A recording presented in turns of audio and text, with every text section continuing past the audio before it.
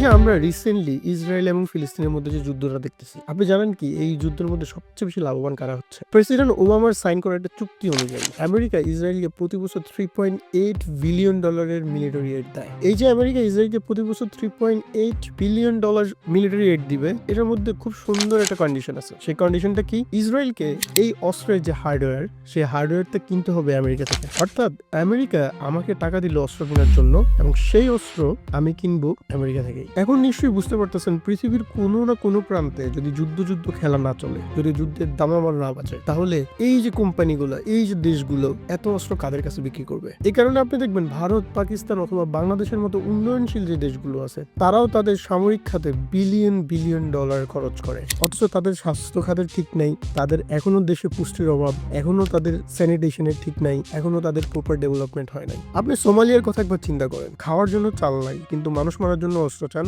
পেয়ে যাবেন। আপনি কঙ্গোর কথা একবার চিন্তা করেন, একটা খনিজ পদার্থ আছে যেটার নাম হচ্ছে কলটান। এই কলটান মোবাইল ফোন বানানোর জন্য ব্যবহার করা হয়। এই ছোট্ট একটা খনিজ উপাদানের জন্য পুরো কঙ্গোতে বছরের পর বছর গৃহযুদ্ধ চলতেছে। সেই গৃহযুদ্ধের বেনিফিটেড কারা? পশ্চিমের দেশগুলো। সুতরাং বোঝাই যাচ্ছে যে কোনো না কোনো দেশের জন্য পৃথিবীর কোনো না কোনো দেশে যুদ্ধ লেগে থাকা লাগবেই, পৃথিবীর কোনো না কোনো প্রান্তে যুদ্ধ হওয়া লাগবেই। যদি পৃথিবীর কোনো না কোনো প্রান্তে যুদ্ধের দামামা না বাজে, তাহলে তার নিজের দেশের উন্নয়নের দামামা বাজবে না।